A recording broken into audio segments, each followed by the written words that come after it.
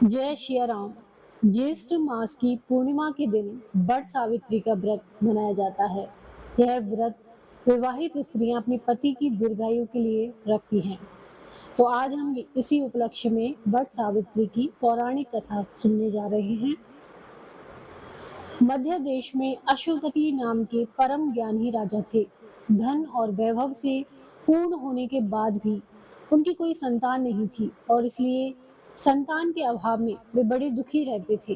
राजा ने पंडितों की सलाह से पुत्र प्राप्ति के लिए सावित्री देवी की आराधना की। देवी सावित्री ने प्रसन्न होकर राजा और रानी को दर्शन दिए और फिर उन्हें आशीर्वाद प्रदान किया। देवी ने उनसे कहा कि हे राजन, तुम्हारे भाग्य में पुत्र तो नहीं है, लेकिन मैं स्वयं कन्या रूप में तुम्हारे यहाँ जन्म लूंगी। इतना कहकर देवी सावित्री अंतर्ध्यान हो गई और यह सुनकर राजा और रानी अत्यंत प्रसन्न हो गए। कुछ समय बाद रानी के गर्भ से साक्षात देवी सावित्री का जन्म हुआ। राजा और रानी ने उस कन्या का नाम भी सावित्री ही रखा। सावित्री सर्वगुण संपन्न थी। वह चंद्रमा की कला के समान नित्य प्रतिदिन बढ़ती जा रही थी। जब वह विवाह के योग्य हुई तो माता पिता ने उससे कहा कि सावित्री, अब तुम अपने योग्य मन चाहा वर ढूंढ सकती हो। इतना कहकर राजा ने सावित्री को एक वृद्ध मंत्री के साथ वर खोजने के लिए भेजा। सावित्री अपनी यात्रा पर रवाना हुई। एक दिन अचानक नारद मुनि भद्रराज अशुपति से भेंट करने के लिए आए और उसी समय सावित्री भी अपने लिए वर चुनकर वापस आ चुकी थी। उसने आदर पूर्वक नारद मुनि को प्रणाम किया। नारद मुनि ने उसे विवाह योग्य देखकर राजा अश्वपति से पूछा कि आपने इसके योग्य वर खोजा है या नहीं। नारद मुनि का यह प्रश्न सुनकर राजा ने कहा, हे देवऋषि, मैंने सावित्री को वर खोजने के लिए भेजा था और वह अभी अभी लौट कर आई है और अब वही बताएगी कि उसने अपने पति के रूप में किसे चुना है। राजा की बात सुनकर नारद मुनि ने सावित्री से पूछा कि तुमने किस वर के साथ विवाह करने का निर्णय लिया है। यह प्रश्न सुनकर सावित्री ने परम विनम्रता के साथ हाथ जोड़कर निवेदन किया। सावित्री ने कहा, हे देवऋषि, राजा धुमतसेन का संपूर्ण राज्य रुक्मणी ने छीन लिया है और वे नेत्रहीन होकर अपनी रानी के साथ इस समय वन में रह रहे हैं और उन्हीं के एकमात्र पुत्र सत्यवान को मैंने अपना पति बनाने का निश्चय किया है। सावित्री के ऐसा कहने पर नारद मुनि ने राजा अशुपति से कहा कि आपकी कन्या ने वर खोजने में निसंदेह भारी परिश्रम किया है। सत्यवान हर प्रकार के गुणों से समृद्ध और धर्मात्मा है। वह रूपवान और समस्त शास्त्रों का ज्ञाता है। वह अपने माता पिता के समान ही सदैव सत्य बोलने वाला है और इसी कारण उसका नाम सत्यवान हुआ है। जिस प्रकार समुद्र रत्नों की राशि है, उसी भांति सत्यवान हर प्रकार के सद्गुणों का भंडार है। वह सभी प्रकार से सावित्री के योग्य है। वह हर प्रकार से सावित्री के साथ उपस्थित होने की क्षमता रखता है, लेकिन इतना कुछ होते हुए भी उसमें एक भारी दोष है जिसके सामने यह सभी गुण फीके पड़ जाते हैं, और वह दोष यह है, उसका जीवन अल्पायु है। 1 वर्ष की समाप्ति होने पर उसकी मृत्यु हो जाएगी। नारद मुनि के मुख से ऐसा वचन सुनकर राजा अश्वपति का चेहरा उदास हो गया। उनके मधुर स्वप्न नष्ट हो गए। नारद मुनि के वचन कभी मिथ्या नहीं हो सकते। ऐसा विचार करके उन्होंने सावित्री को समझाया कि ऐसे क्षीण आयु व्यक्ति के साथ विवाह करना कल्याणकारक नहीं है, इसलिए उसे कोई और अन्य वर पसंद करना चाहिए। पिता की बात सुनकर सावित्री ने कहा, हे पिताश्री, मैंने अपने मन में सत्यवान को ही अपने पति के रूप में चुन लिया है और अब मैं किसी और पति का विचार अपने मन में नहीं कर सकती। कोई भी संकल्प पहले मन में आता है और फिर वाणी से कहा जाता है और कहने के बाद उसे करना ही होता है, चाहे वह शुभ हो या अशुभ। मैंने जिसे एक बार अपने मन से पति स्वीकार कर लिया, वही मेरा पति होगा। अब मैं किसी दूसरे का वर्ण कैसे कर सकती हूँ। राजा एक ही बार आज्ञा देता है, ब्राह्मण एक ही बार प्रतिज्ञा करते हैं और कन्यादान भी एक ही बार किया जाता है।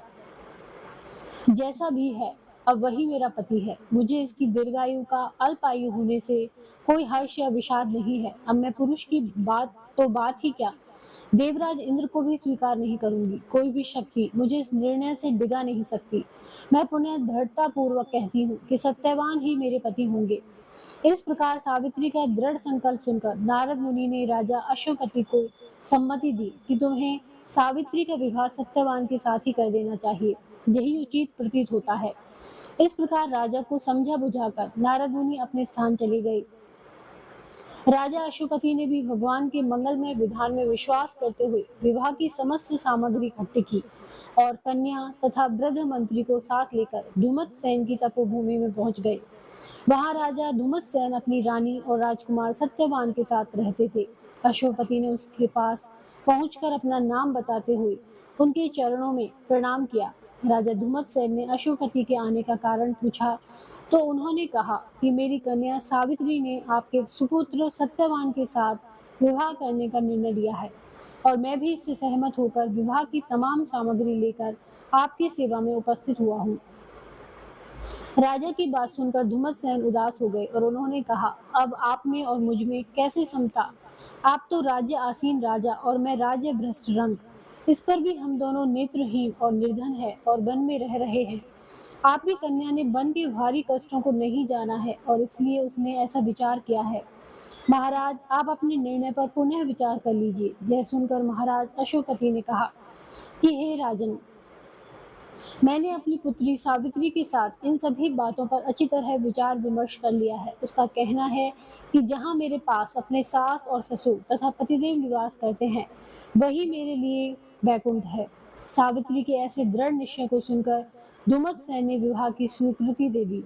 शास्त्र सम्मत रीति से सत्यवान और सावित्री का विवाह हुआ और राजा अश्वपति अपनी राजधानी वापस लौटकर आए।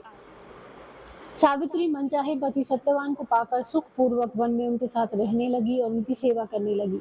नारद मुनि के वचन हर समय सावित्री के कानों में गूंजते रहते थे। वह एक एक दिन गिन रही थी और उसने जब देखा कि पति की मृत्यु का दिन निकट आया है तो 3 दिन पहले से ही उसने उपवास करना आरंभ कर दिया। तीसरे दिन अपने पितरों का पूजन किया और वही दिन नारद मुनि ने सत्यवान की मृत्यु का बताया था। प्रतिदिन की भांति उस दिन भी सत्यवान अपने समय पर कुल्हाड़ी और टोकरी लेकर लकड़ी काटने के लिए वन में जाने लगा तो सावित्री ने स्वयं भी उसके साथ चलने का आग्रह किया। सत्यवान ने अपने माता पिता की सेवा के लिए वहीं ठहरने की सम्मति दी। तब सावित्री अपने सास ससुर से सत्यवान के साथ वन में जाने की आज्ञा लेकर आई और उनके साथ वन में चल पड़ी। सत्यवान ने वन में जाकर फल फूल तोड़े और बाद में लकड़ी काटने के लिए एक वृक्ष पर चढ़ गया। वृक्ष के ऊपर ही सत्यवान के सिर में भारी पीड़ा होने लगी। वो वृक्ष से नीचे उतर आया और सावित्री की जंघा पर अपना सिर रखकर लेट गया। कुछ देर बाद सावित्री ने अनेक दूतों के साथ यमराज को हाथ में पाश लिए हुए देखा। पहले तो यमराज ने सावित्री को दैवी विधान कहकर सुनाया और फिर वे सत्यवान के अंगुष्ठ मात्र जीव को लेकर दक्षिण दिशा की ओर चल पड़े। सावित्री भी यमराज के पीछे पीछे चलने लगी। जब बहुत दूर तक भी उसने यमराज का पीछा नहीं छोड़ा तो उन्होंने उससे कहा, हे पतिव्रते, जिस सीमा तक एक मनुष्य दूसरे मनुष्य का साथ दे सकता है, वहां तक तुमने पति का साथ दिया। अब तुम अपने घर लौट जाओ। यह सुनकर सावित्री ने कहा, हे धर्मराज, जहाँ मेरा पति जा रहा है वहीं मुझे भी जाना चाहिए। यही सनातन धर्म है। पतिव्रत के प्रभाव और आपकी कृपा से कोई भी मेरी गति को नहीं रोक सकता। सावित्री के ऐसे धर्मपूर्ण वचन सुनकर यमराज प्रसन्न हो गए और उन्होंने उसे एक वर मांगने के लिए कहा। यह सुनकर सावित्री ने कहा, हे धर्मराज, मेरे सास ससुर वन में रहते हैं और नेत्रहीन हैं। मैं आपसे यही मांगती हूँ कि उन्हें दिखाई देने लगे, उनके नेत्रों की ज्योति वापस आ जाए। यमराज ने कहा, ठीक है, ऐसा ही होगा। इतना कहकर उन्होंने पुनः सावित्री को लौट जाने की सलाह दी। यह सुनकर सावित्री ने फिर से कहा, हे भगवान, जहाँ मेरे पतिदेव जाते हों वहाँ उनके पीछे पीछे चलने में मुझे कभी भी कष्ट या परिश्रम नहीं होता। पति परायण होना मेरा कर्तव्य है। आप धर्मराज हैं, परम सज्जन हैं। सत्पुरुषों का समागम भी तो कुछ कम पुण्यों का फल नहीं है। सावित्री के ऐसे धर्मयुक्त और श्रद्धापूर्ण वचन सुनकर यमराज ने फिर से कहा, सावित्री, मैं तुम्हारे वचनों से प्रसन्न हूँ। तुम मुझसे एक और वरदान मांगो। सावित्री ने कहा, राजा धुमत्सेन का राज्य छिन गया है, उसे वे पुनः प्राप्त करें और धर्म में उनकी सदैव प्रीति बनी रहे, ऐसा वरदान दीजिए। यमराज ने वरदान देकर पुनः उसको लौट जाने को कहा, लेकिन वह नहीं मानी और बराबर पीछा करती रही। उसकी ऐसी दृढ़ पति भक्ति को देखकर यमराज ने प्रसन्न होकर उसे तीसरा वरदान देने की इच्छा प्रकट की। तब सावित्री ने अपने पितृकुल की भलाई को दृष्टि में रखते हुए 100 भाई होने का वरदान मांगा। यमराज ने सहर्ष उसका भी स्वीकारा और सावित्री से पुनः आगे न बढ़कर जाने का आग्रह किया। लेकिन सावित्री अपने प्रण पर अडिग थी। सावित्री की ऐसी निष्ठा और दृढ़ संकल्प देखकर यमराज का हृदय पिघल गया। वे बड़ी कोमल वाणी में कहने लगे, हे सुब्रते, तुम जो जो उत्तम धर्मयुक्त और गंभीर युक्तिपूर्ण वचन कहती हो, त्यों त्यों मेरी प्रीति तुम पर बढ़ती जाती है। इसलिए तुम सत्यवान के जीवन को छोड़कर एक और वरदान मुझसे ले लो और अपने घर लौट जाओ। पहले तीनों वरदान पाकर सावित्री ने अपने ससुर कुल और पितृकुल दोनों का कल्याण कर दिया था। अब मात्र वह अपनी ही भलाई का प्रश्न सम्मुख था। पति परायण स्त्री को अपने पति की आयु वृद्धि के अलावा और कौन सी कामना हो सकती है। यही सोचकर सावित्री ने सत्यवान से उसे 100 पुत्र प्राप्त हों ऐसा वरदान मांगा। सावित्री के ऐसे युक्तिपूर्ण वचन सुनकर यमराज अत्यंत हर्षित हुए और संतुष्ट हुए और उन्होंने उस वरदान देते हुए सत्यवान को पाश से मुक्त कर दिया और कहा कि सत्यवान से तुम निश्चय ही 100 पुत्र प्राप्त होंगे। सावित्री को मनोवांछित वरदान देकर यमराज वहीं से अंतर्ध्यान हो गए और सावित्री भी वहां से लौटकर बट वृक्ष के नीचे आई। बट वृक्ष के नीचे सत्यवान का मृत शरीर पड़ा हुआ था और अब उसमें धीरे धीरे जीवन का संचार हो रहा था। वह उठकर बैठ गया। सावित्री ने अपने पति सत्यवान को यह सारा वृतांत कह सुनाया और फिर वे दोनों प्रसन्नता पूर्वक आश्रम की ओर चल पड़े। सत्यवान के माता पिता को भी नेत्र प्राप्त हो चुके थे और वे अपने आज्ञाकारी पुत्र और सेवा परायण पुत्र वधू को ना देखकर अत्यंत दुखी हो रहे थे। और तभी सावित्री और सत्यवान वहां पहुंच गए। चारों ओर सावित्री के अनुपम पतिव्रत धर्म का समाचार फैल गया। प्रजाजनों ने महाराज धूमतसेन को लेकर आदर पूर्वक राज सिंहासन पर बिठाया। सावित्री के पिता अशुपति को भी 100 पुत्र प्राप्त हुए और सावित्री सत्यवान ने भी 100 पुत्र प्राप्त करके दीर्घायु बनकर राज्य भोगा और अंत में बैकुंठ सिधारे।